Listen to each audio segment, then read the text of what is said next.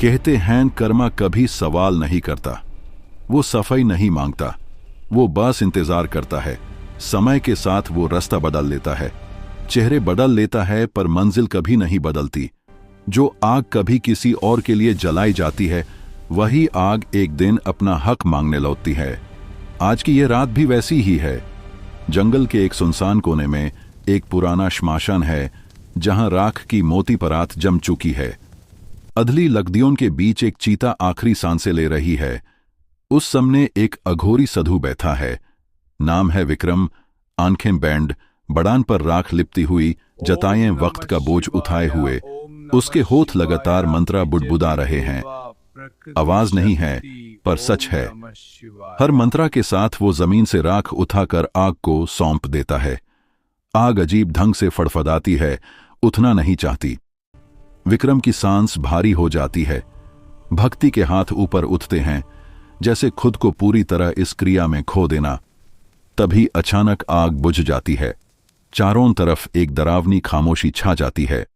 विक्रम माथा जमीन से लगाता है और जब दोबारा नजर उठाता है तो राख और लकड़ियों के बीच से एक आकृति उभारने लगती है। धीरे अधूरी शांत, एक स्त्री की आत्मा। नाम है रिधिमा। न चीख न छटपहट, बस ऐसी निगाहें जिनमें न सहनिया अधिकार है। वो सीधे विक्रम को देखती है। पहले विक्रम के चेहरे पर हल्की मुस्कान आती है, यूं से लगता है क्रिया सफल हो गई। लेकिन पल भर में मुस्कान जम जाती है। उसके रुद्राक्ष की एक माला चातक कर राख में गिरती है। सीने पर एक पतली सी रेखा उभर आती है, जैसे किसी ने बिना छुए आर पर कर दिया हो। हवा थम जाती है, जंगल की आवाज गायब हो जाती है और अगले ही पल विक्रम हांफते हुए जमीन पर ढेर हो जाता है। ठंडी जमीन पर अघोरी साधु निशब्द पड़ा है।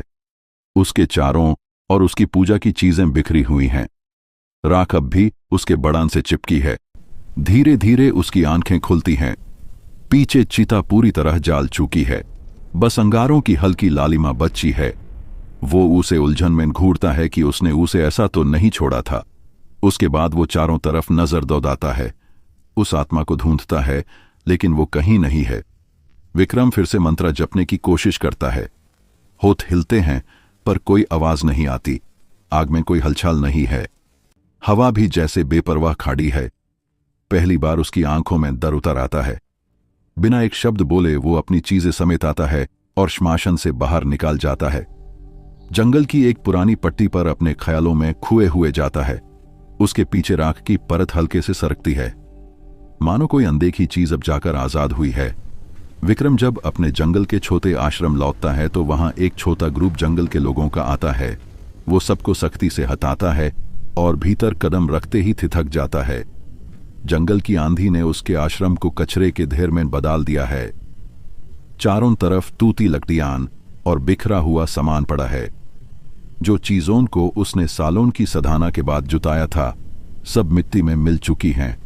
शस्त्रों की पुस्तकें फटी पड़ी हैं, मूर्तियां खंडित पड़ी हैं और उस जगह पर कहीं भी पवित्रता का निशान नहीं बचा है। ऐसा लगता है जैसे किसी ने जानबूझकर उसकी आस्था और तपस्या को कुचल दिया हो।